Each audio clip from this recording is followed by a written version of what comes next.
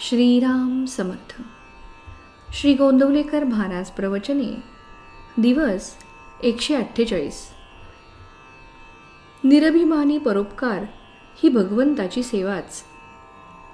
प्रत्येक मनुष्याला परोपकाराची बुद्धी असणे अत्यंत जरूर आहे.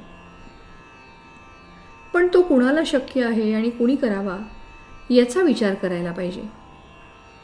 ज्या शेतात पाणी भरपूर पुरून उरत असेल त्याच शेतातले पाणी बाहेर टाकता येते आणि ते हितावहही होते. इतर शेतांच्या बाबतीत हे होत नाही. अशा शेताला पुरेसे पाणी कसे मिळेल याचाच आधी विचार करणे जरूर आहे.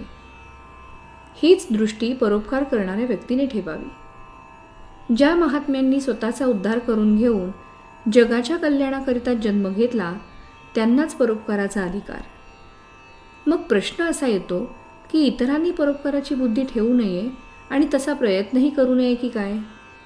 तर तसे नाही. परोपकाराची बुद्धी आणि प्रयत्न असणेच जरूर आहे. परंतु परोपकार म्हणजे काय आणि त्याचा दुष्परिणाम न होऊ देता तो कसा करता येईल हे पाहणे आवश्यक आहे.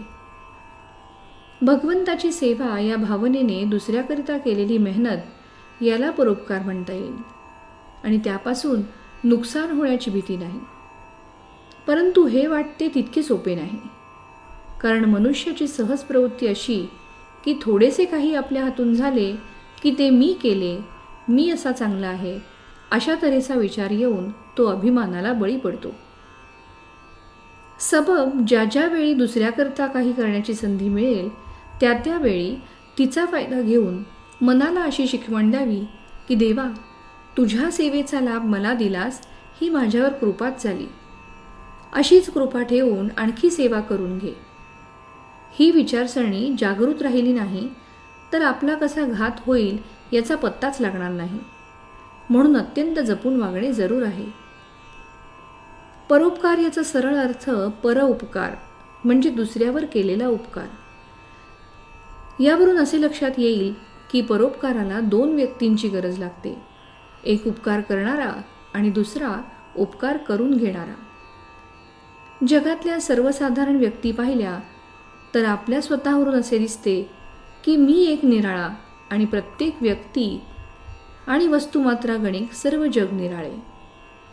मनाच्या या ठेवणीमुळेच जर आपल्या हातून दुसऱ्याचे कधी काळी एखादे काम होण्याचा योग आला तर मी दुसऱ्याचे काम केले ही जाणीव होऊन अहंकार झपाट्याने वाढू लागतो.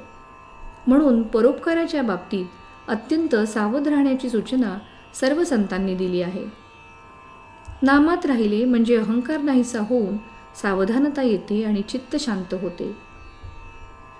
तात्पर्य, जगात परोपकारी म्हणून नावाजलेले पण भगवंताचे अधिष्ठान नसलेले मोठे मोठे लोकसुद्धा मानाबिनात कोठेतरी अडकल्या वाचून राहणार नाहीत. श्रीराम समर्थ.